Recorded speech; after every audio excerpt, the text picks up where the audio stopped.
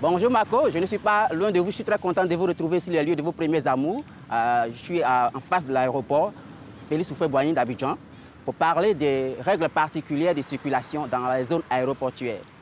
Je veux rappeler qu'en dépit, ou bien malgré la connaissance de nos règles habituelles de circulation sur les voies ordinaires, il faut retenir ici que la circulation des automobilistes et quelques usagers de la route est fortement réglementée par un décret complémentaire, un décret de 2012.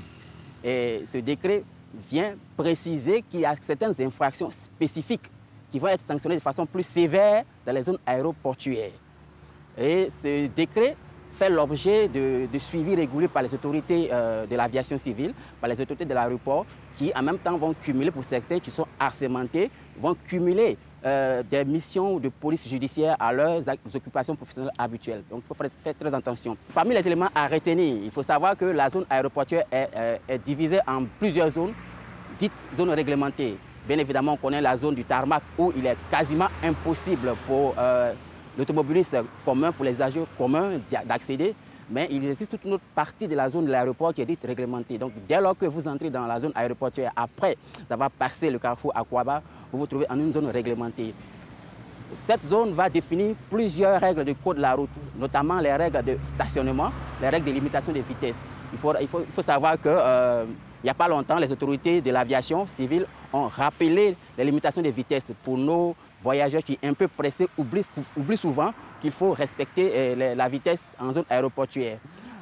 En dépit de cela, il faut aussi remarquer que nos autorités aéroportuaires, pour des questions de sécurité, évitent des stationnements abusifs à tout moment. Vous allez constater qu'il y a plein de panneaux de signalisation en matière de stationnement, d'interdiction de stationnement, de contournement de stationnement. Il y a plein de règles en matière de voies à prendre. La zone aéroport, c'est beau à voir, c'est l'une des zones où les panneaux, les signalisations routières sont régulièrement mises à jour pour rappeler à l'usager l'importance du respect de la signalisation routière en zone aéroportuaire. La deuxième particularité qu'il faut retenir, c'est qu'ici, contrairement à nos habitudes, la contravention va coûter beaucoup plus cher. Les infractions de stationnement dangereux qui constituent des infractions de deuxième, troisième classe et dont l'amende forfaitaire va être de 2 000, comme on a l'habitude à le voir.